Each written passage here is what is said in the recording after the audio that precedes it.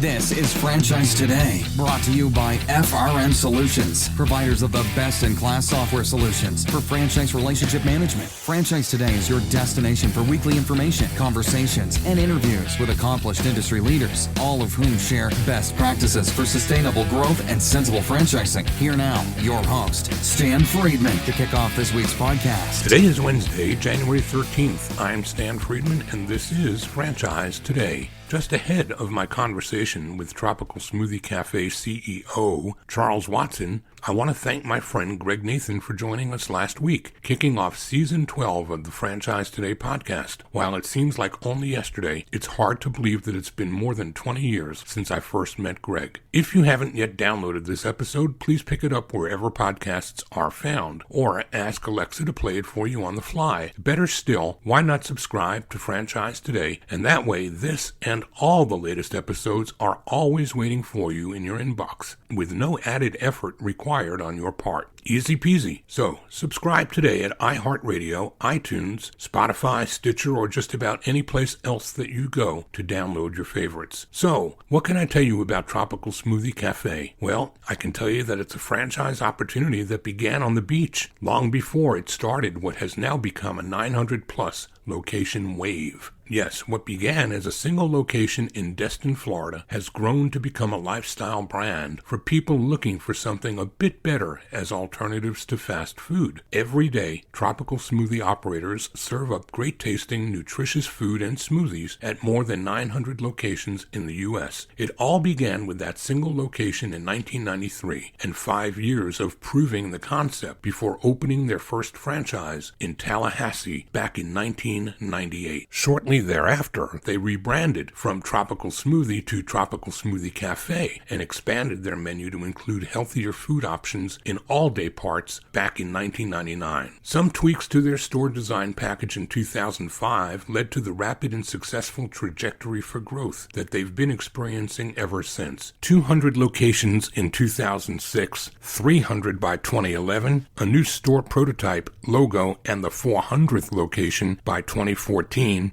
500 by 2016, 600 a year later, and another 100 a year for the next 2 years, leading us up to and through 2020. Comping positive, I might add, despite the coronavirus crisis and pandemic. To talk about all of this and more, CEO Charles Watson joins us in 2 minutes or less to discuss their values and culture and how they think big and take seriously the business of having fun while making money. Franchise Today will be right back, but first, a word from our sponsors.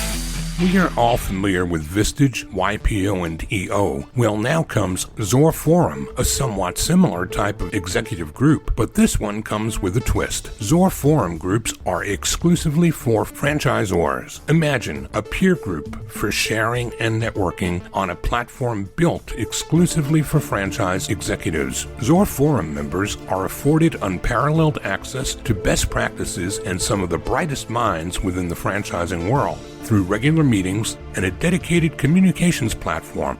In this post-COVID world, a franchise-specific mastermind or peer group is an endeavor worth making time for. Zor Forum groups of 6 to 10 will bring leaders together that are in similar situations, but with exclusivity in terms of their competitive sets, so that each can openly help others benefit from their respective knowledge, perspective, and experience with no fear of competitive loss. Network, learn, strategize, and remain motivated along your journey. Join a peer group, not just any peer group. Join the only one designed for emerging franchisors. Join Zor Forum. Learn more at zorforum.org. That's www.zorforum.org.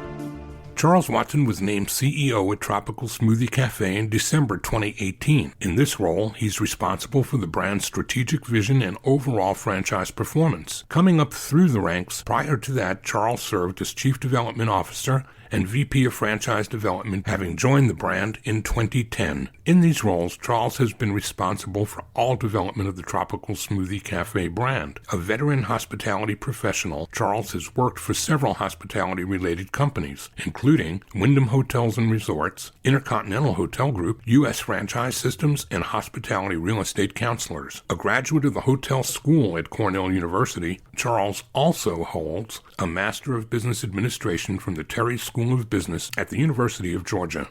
Charles Watson, welcome to Franchise Today. Just a pleasure to be on with you today, Stan. I'm looking forward to our conversation. I am as well. I've gotten to enjoy learning more about you and knowing you as we've sat together on the board of the Southeast Franchise Forum and done some work for the good of the order here in the Southeast U.S. as an extension of the work we all do for IFA. Much agreed. Same for me. So let's start the way I always do. I'm going to guess that your parents didn't send you through 12 years at the Lovett School to ship you off to Cornell University and on to an MBA at the UGA with franchising in mind. I just don't think that that was intentional. So we're going to peel the onion back and we're going to ask you to explain how that inflection point in your career found the intersection of Charles Watson, stellar student and college grad, and the world of franchising. When and where were you when that happened? Sure, absolutely. We'll have to define the term stellar student. Student, yes. Stellar, I'm not sure of. This is your time to glow, Charles. What I would tell you is that I actually grew up in a pretty hospitality-driven family. My dad, George Watson, came to Atlanta in the late 60s, early 70s. He was from upstate New York originally, went to the University of Tampa and got with two of his rowing and fraternity brothers and picked a spot on the map, and it was Atlanta, and they came there. And what do all 21-year-old guys say they want to do after college? Let's open a bar. So they came to Atlanta, and, better to be lucky than good. They ended up opening bars and restaurants. And so over 25-year bar and restaurant career, that was the business that I grew up in. My first job was standing on a bus tub at probably 11 or 12, washing dishes. My dad used to call it the race car. Hey, Chuck, you want to go ride the race car? Okay, Dad. So work and restaurants was something I was around my entire life for the good and the bad. A lot of ups and downs for our family and our economics, to be honest with you. A lot of really big success. And then by the time I was coming along and hit third, fourth, fifth grade, the money somewhat dried up. The restaurants closed. So got to see that roller coaster ride. My mother for a long time was a flight attendant for Eastern Airlines. And for her, she used to always say it was some of the few opportunities for females back then. She did that. She went on actually after that and led a successful career down at the Atlanta Apparel Mart in a private label cosmetics business. So a lot of work ethic around me, I would say, growing up, a lot of respect for both my parents and what they did to get me through those very nice schools that you mentioned, which, with two young kids, I'm now staring down the barrel of the expenses of those schools, and I understand really what they went through. So coming out of high school, I actually played football and other sports in high school, and I had interest in pursuing that. And football was probably my best sport, and I was recruited by various colleges. But at that age, of course, everyone wants to play for Notre Dame or the University of Georgia. I wasn't quite at that level, but I was recruited by Cornell University, and it really just all the stars aligned because I played football there for 4 years. I went to the hotel school. I, of course, being in restaurants, like to call it the hotel and restaurant school. But what helped me get in was all that experience of working my entire kind of middle and high school career going there. And what I would tell you about my education there was it was basically a business school education using hotels and restaurants as the example. So when I matriculated from there, I'll be honest with you, I said, wow, I saw my family finances go up and down through restaurants. I think I'll try hotels. So I left and went into work for an Atlanta-based company called U.S. Franchise Systems. Sure. They had 3 hotel brands. I lived up in Boston right after graduation. And so that's kind of how I ended up in franchising. And, there's quite a lineage from that U.S. franchise system. Steve Romanello, the Muir brothers, Neil and Steven Aronson, Mike Levin. So little did I know it at 21, 22. Steve Romanello was my first high-level boss, and that started my career in franchising. So tell me about those early days. What were you doing? Were you in franchise sales, or were you strategic planning, or what was your role? I was a franchise sales guy for sure. I lived in Boston, and I got in my car every Monday and drove all around New England and the Northeast and knocked on doors. Hello, Mr. Hotel Owner, or would you like to change change the flag on this hotel? Would you like to build another hotel? Probably wrote about 10,000 leave behind notes, left collateral. So kind of old school back in those days, right? Still had a trunk full of collateral that I was lugging around and trying to talk to people and gin things up. And, the learning there was, what I really learned was you got to have a great brand. You got to have a great brand to have great success and development. I learned that. And then the second thing was, at the end of the day, nothing takes the place of work ethic. If you just hustle harder, I wouldn't say I'm the sharpest knife in the drawer, but I will try to outwork you. So some of those lessons early on were good, that you got to have a great brand, you got to have brand awareness, and you got to work really hard in order to make a go of it certainly in franchise development. And then as my career went on, I got to get into some other things. But I really think that franchise development was a great place to start my career because, in my opinion, someone who has to sell or consultatively sell a franchise, a whole business, which may contain real estate, it may contain equipment, it may contain all these things, that prospect or that buyer is looking to you to be the expert, not just on how you buy a franchise, but on every aspect of that business, right? And so a really good franchise development person is probably one of your best people in the organization to give the 30,000 or 20,000 foot view of every aspect of the business. So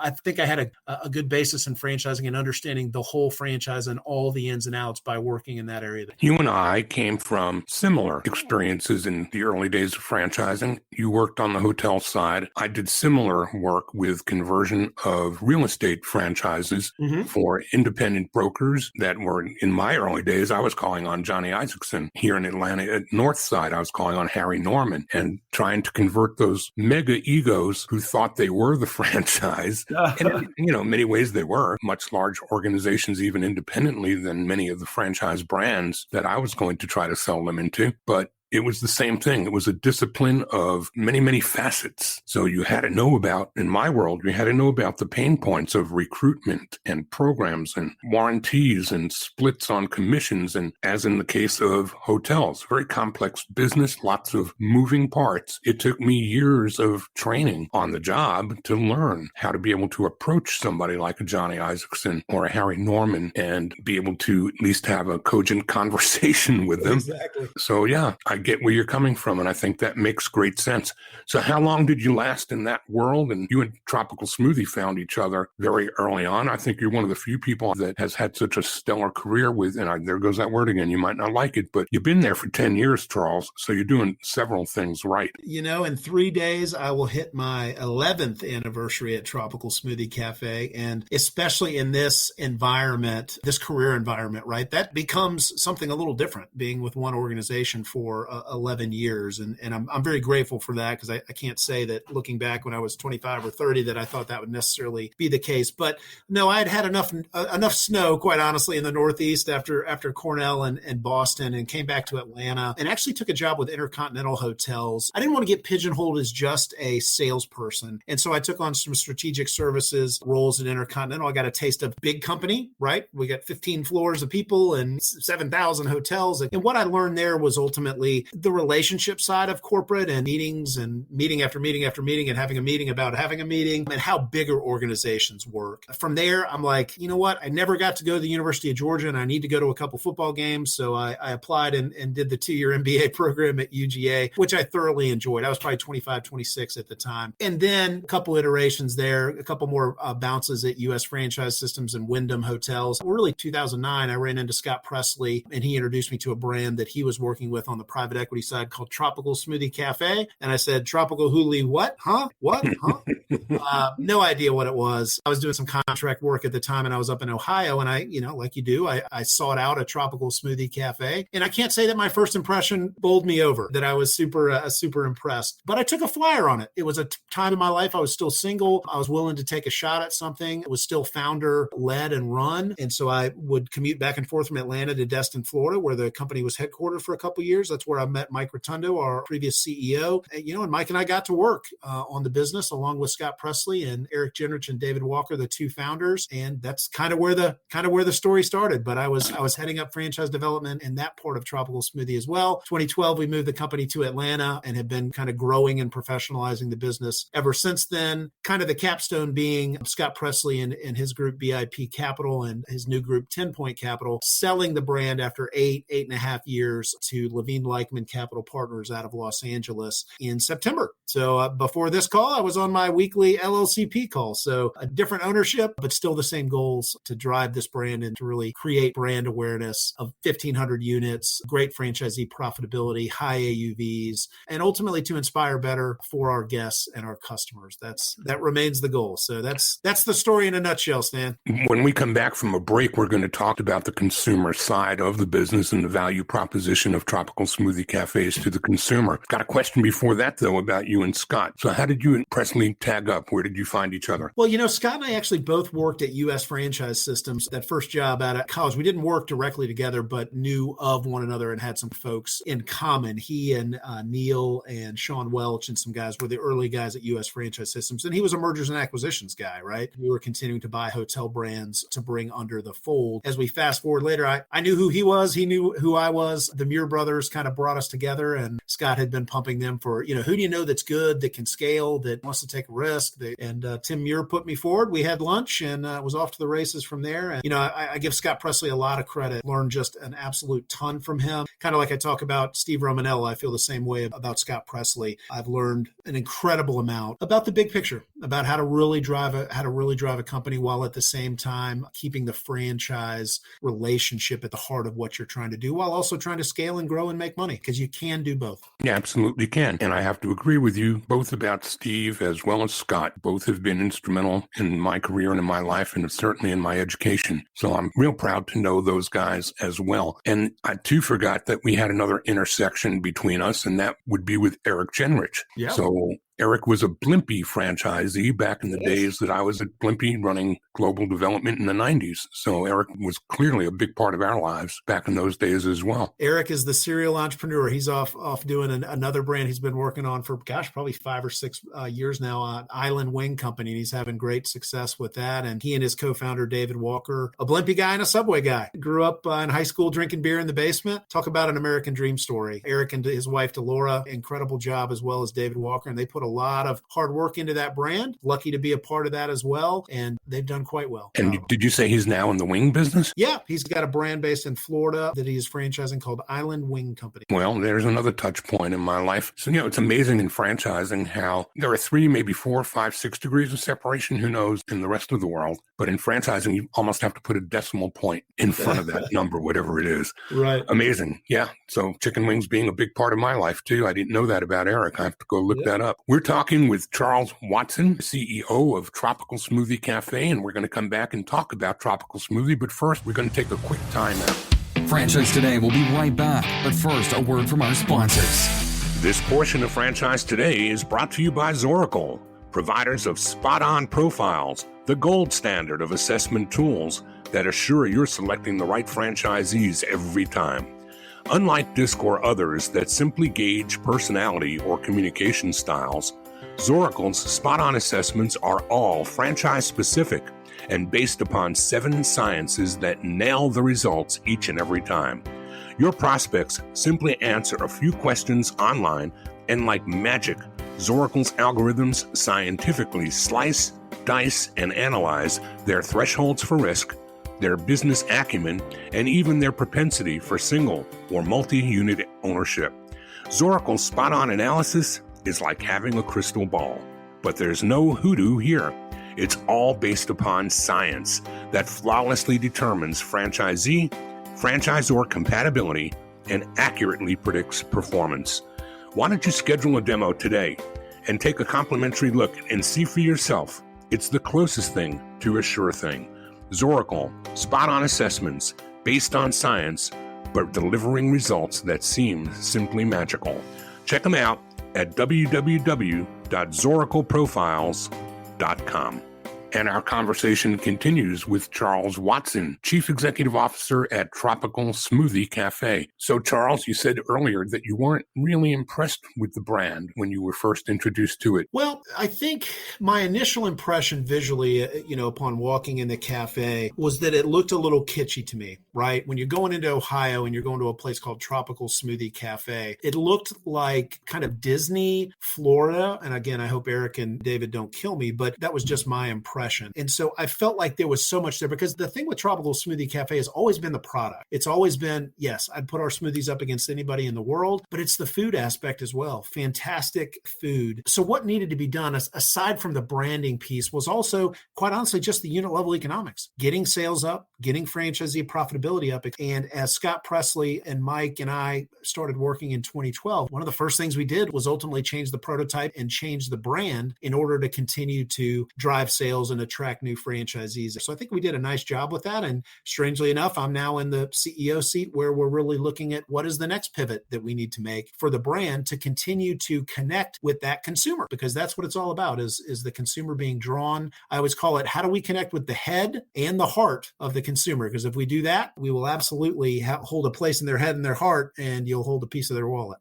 So what is that value proposition for the consumer, and who is the primary demographic? I think the value prop for Tropical Smoothie Cafe ultimately, and our tagline for many years has been eat better, feel better. As I've come on, we're really talking a lot more about how do we inspire better, because I think it's bigger than that. I think that our brand can play a role in being a catalyst for people to be inspired, whatever that may be. It doesn't have to be just health and fitness. It could be sharing in their community or whatever they're passionate about. That ultimately, to me, is incredibly important. And if we have that piece and then we combine that with, I got to be honest with you, Stan, it's convenience. Right? It's the old Staples easy button. That's where the quick casual, fast casual industry is going, is how do I get a fantastic product any place, anywhere, anytime, right? And that's where the digital piece comes in. So I think for us, it's about being healthier, being a little bit better so you don't have the guilt, while also being able to provide really bold flavors that you're not expecting in a $5 or $6 smoothie or a $5 or $6 wrap to exceed the customer's expectations.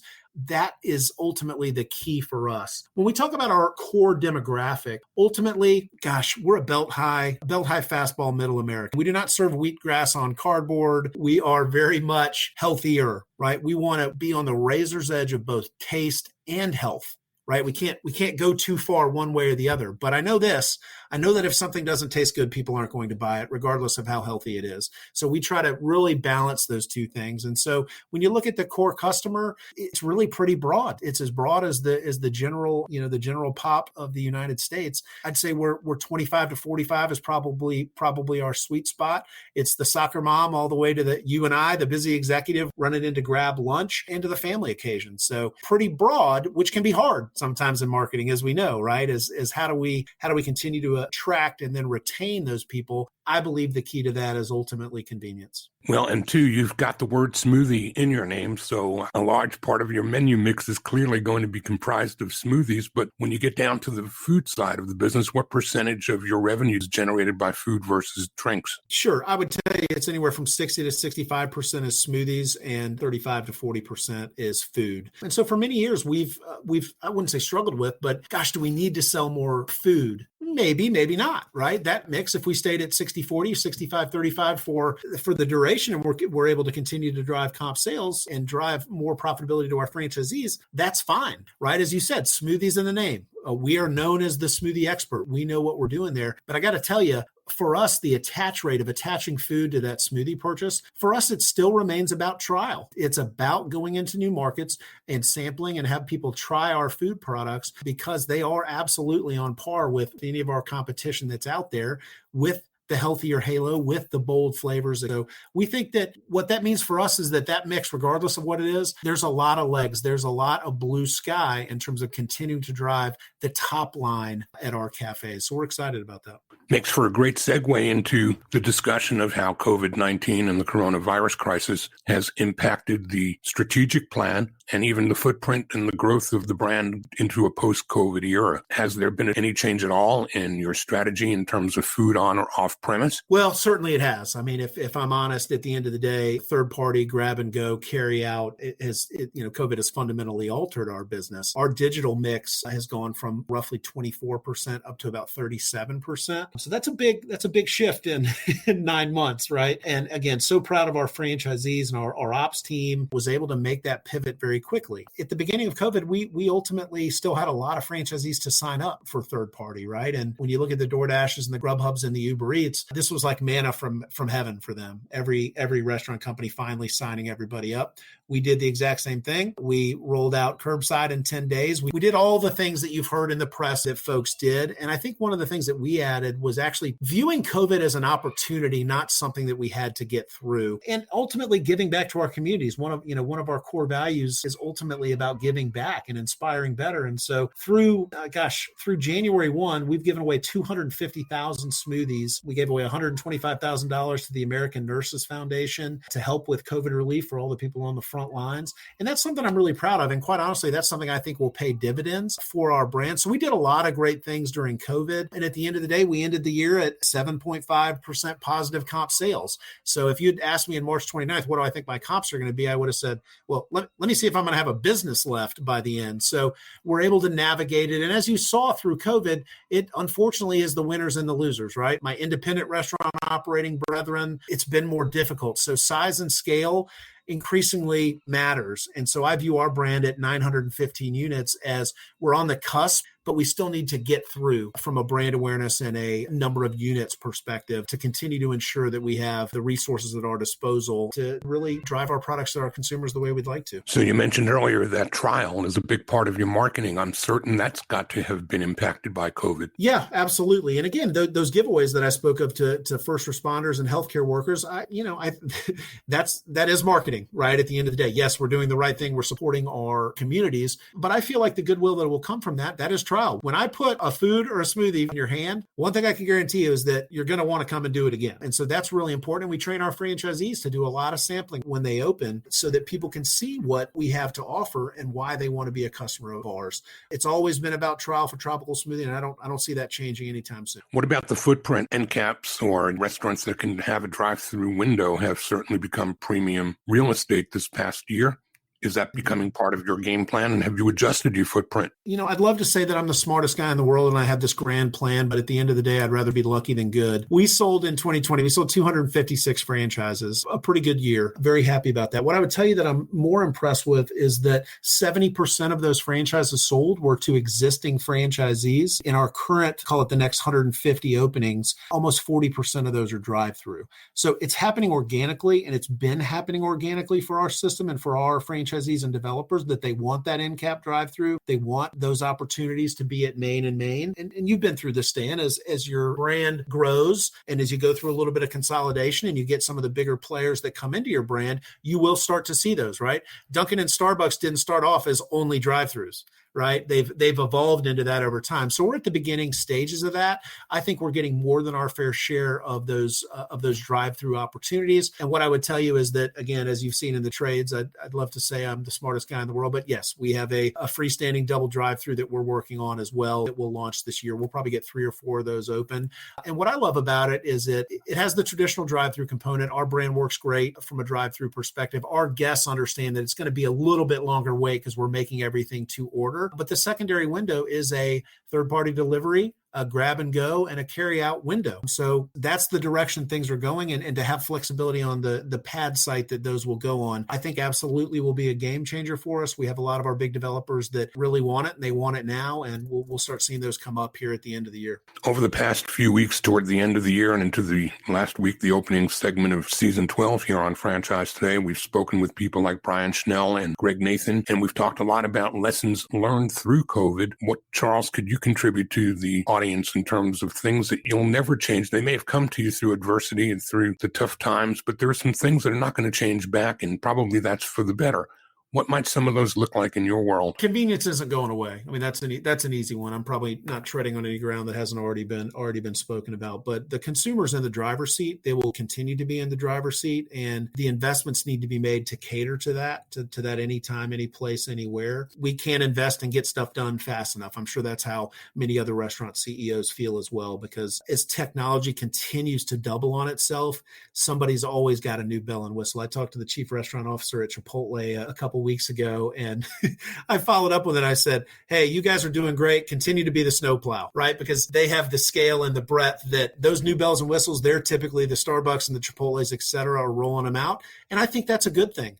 because that's how our capitalist environment is supposed to be. People are supposed to get out in front, and startup brands are supposed to chase them to provide the consumer more value, more convenience, et cetera. That's the way capitalism is set up. And so, I gave Chipotle a big pat on the back to say, keep it going, because I'm watching what you're doing and I'm trying to stay right behind you to provide my customers with the exact same types of experiences that you're providing. As far as lessons from this year, I would say it's people. It's people on my team, the way that my team came together, and the franchisee-franchisor relationship. We had some of the hardest conversations with our Tropical Franchisee Council that we've ever had. And you know what? We got through it and we posted great results. So it's that ability to develop trust. In our organization, we have an acronym for trust, because I believe every single thing starts with how one person as an individual feels about somebody else, and creating that bond. And so trust for our organization, the T is for transparent. Put it out there. Tell me what you're really thinking. The second is responsible. You got to do what you say you're going to do. The U is for unique. Be yourself. These are entrepreneurs that are trying to live the American dream. No reason to change who you are. You're not working in corporate America. You do you. The S is for service-oriented. There's no H in trust, so I couldn't call it hospitality, right? So being service-oriented. And then the last T is tenacious. Just getting after it. And that's probably the one bullet that came out so much in our franchise system, is just the refuse to lose type of mentality that both Tropical Smoothie Corporate and our franchisees have. Again, as I said, to take what seems like a disaster and try to turn it into an opportunity. And I think I'm most proud of our ability to have done a pretty good job in that area. There's an old saying that I was taught by a CFO that I worked for once upon a time, and he taught us that change is certain, growth is optional. And you've got no control over the change. You just have to wake up and know that it's coming your way. But how you pivot and if you pivot, those are your choices, aren't they? Indeed. And when to pivot often becomes the deciding factor, right? When is pivoting the right time, too early or too late? That ultimately is, I'm pretty sure that's what my job is. I think you're right. And I think that I like what you've shared with the audience on trust, because literally at a unit level of 900 plus stores, or if you're working on your first 10, that's not something that size dictates. It's not something that budget dictates. It's not something that anyone in this audience can't really do a better job of tomorrow, no matter where they are on the continuum. Wouldn't you agree? I would agree. Absolutely. And the only thing with scale, I would tell you, every one of my franchisees has my cell phone number and my email address. And I would argue they don't use it as often as they should, right? Because obviously we have all the mechanisms to get feedback, councils, and we have committees and all that kind of stuff. But it is about that feedback. It's about, we're all humans, and it's about being heard. The thing that I would say as a leader of a franchise organization, when I talk about trust and relationships, the only thing that kind of upsets me or keeps me up at night, we only need a pat on the back every once in a while, right? Because at Tropical Smoothie, we know at the end of the day, the franchisee signs our paycheck. We don't have a business without franchisees. They are our customer. That is who we service. And they in turn service the end user or the guest. And so focusing on that, the only thing that upsets me is sometimes when any decision we'll make is thought of as not having taken into account the franchisee's perspective. That's the only thing that bothers me, because we spend so much time focusing on, Chick-fil-A, an incredible brand, right? Every one of their conference rooms, they have a red chair. The red chair, nobody ever sits in it. It's meant to represent the operator. Don't ever forget the operator, right? And so that's where trust breaks down, is when a franchisee may feel that a franchisor is not taking their profitability, their inventory levels, their marketing initiatives, blah, blah, blah, into consideration. And good franchisors really belabor and try so hard to be able to do that. And we certainly stand at both seen plenty of instances where that goes completely sideways, and we know that the results are not good. Well, you're just mirroring and echoing what we heard last week from Greg Nathan. And, there's nothing better than validation to hear the same thing from two different people in such close proximity to one another. Just lets this audience know that what they heard was right, because you're certainly doing it right. Talk about the opportunity and who it is you're reaching toward. I'd love to know your philosophy on expansion, and share with the audience perhaps your views on single or multi-unit ownership and or brokerage. So when I started Tropical Smoothie in 2010, we absolutely utilized brokers. We utilized portals, but we kind of moved on from that in terms of, we really wanted, and again, it's easy for me to say because I was kind of over this area, wanted to graduate to a point where we honestly could do it all ourselves and create that knowledge base to be able to manage that. And as you know, the business you're in, CRM incredibly important, your marketing incredibly important, social, digital, trade shows. We created all that in-house, which at some point we stopped working with portals and brokers, and we've had good success with that. So that for us was our journey with brokers. In terms of our growth, what I would tell you, and I have no problem sharing, I'm usually pretty good about sharing numbers. We opened 99 locations this year. You're looking at 130, 140, 150, 160 for us each year going forward. So that's measured growth, right? It's not, we're going to do 150 and then we're going to open 500, right? I've learned enough lessons about over expanding too quickly. I had a call just before this with our ownership group, and it was, well, what do we think franchise development is going to be this year? Of course, I gave them a number, but the number is what it needs to be in terms of how many good fit franchisees are out there, right? Because whether it's 217 or 249 or 226, I have a team that it's their job to find partners for us, right? And so they spend a lot of time doing that. Tropical Smoothie Cafe is a brand.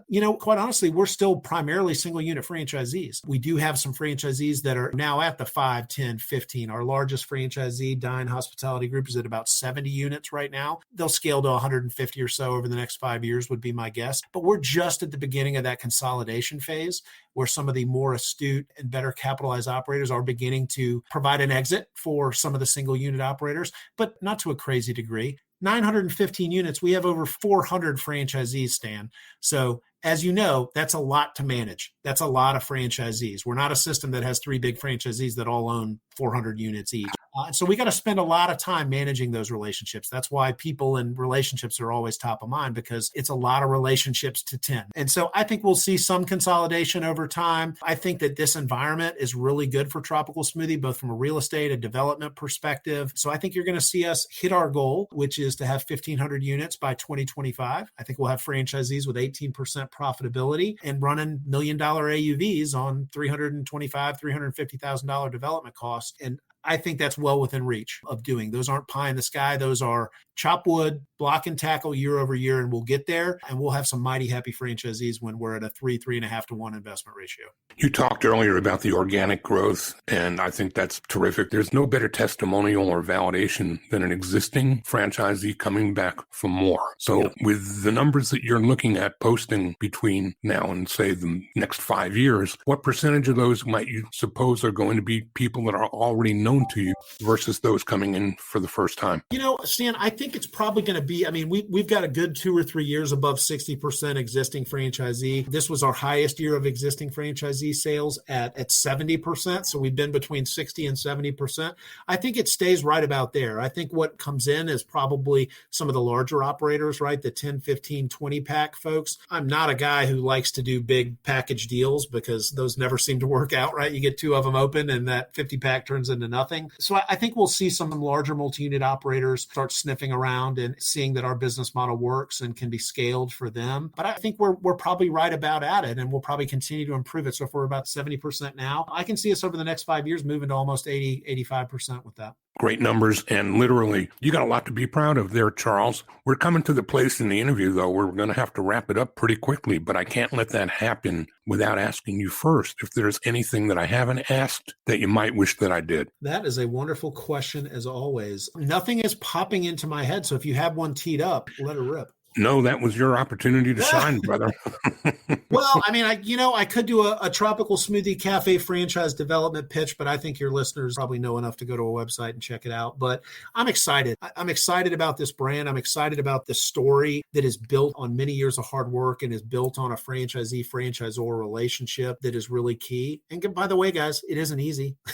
It's not easy. That whole being transparent thing can lead to some animated conversations. But the only other thing top of mind is we saw how politics shook out, especially in our home state here of Georgia. I am concerned for franchising as an institution, and I'm very interested to see what happens over the next 12 to 24 months in terms of what I believe to be one of the greatest economic engines for entrepreneurs, that is the business of franchising. And if it comes under threat from government intervention, I'm fearful of that. That's one that keeps me up at night, as I think it does you as well. It does, and I think, too, the part about it that is the most agonizing is it's one of those things that we have have so little control over now that everything is colored blue. So I think it's going to be an interesting thing to see how we pivot and help get government relations back on track to help those that are in power understand that legislation like the PRO Act being codified could be existentially damaging and threatening to franchising as a way of doing business itself. Exactly. So you gave me the room there to do that. Sometimes we have to address the politics of what's going on in the world because it does so impact our business, doesn't it? It does. It does indeed. And I'm the same way. I'm a pretty purple guy to begin with, but this one's pretty easy to see. And sometimes you got to vote your heart or vote your business interests, which I think is completely normal and natural. And I will tell you, I'm a new member of the IFA board. You've been involved with IFA for so long and been such a champion for IFA that the pivot is going on. The conversations around the pivot are happening, and there's work being done. So I am heartened by that, and I'm certainly willing to put my back against the wheel to really get the message out about how much benefit the beloved industry of ours does. Charles, are you willing to share any contact info for those that may want to reach back out to you offline? Absolutely. Happy to. Email is always best for me. C. Watson, Watson, at Tropical Smoothie, SMOOTHIE.com. C. Watson at tropicalsmoothie.com. And I look forward to hearing from you.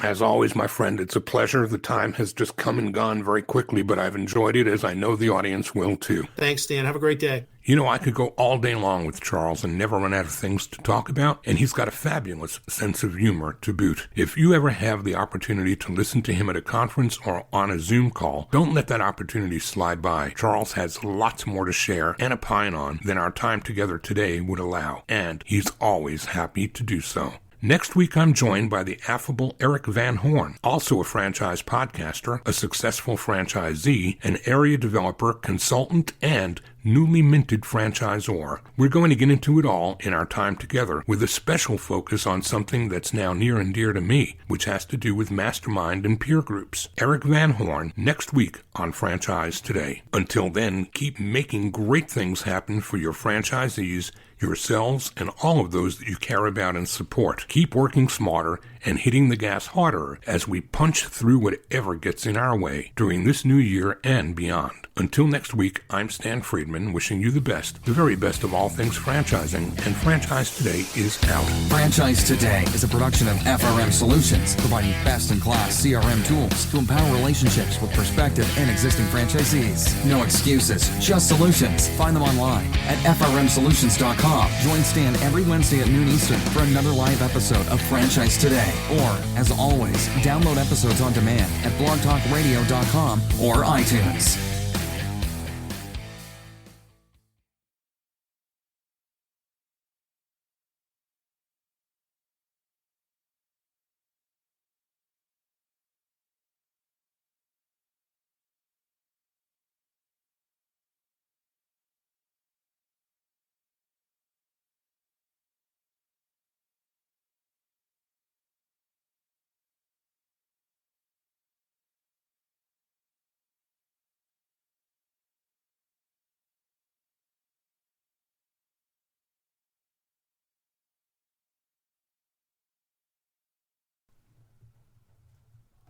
When it's PCS time, you know the drill. Pack, research the new base, get the kids in school, because family supports family.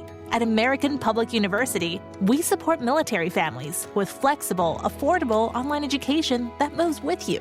As a military spouse, your tuition rate is the same as your partner's, just $250 per credit hour. American Public University, education that moves with you. Learn more at apu.apus.edu/military.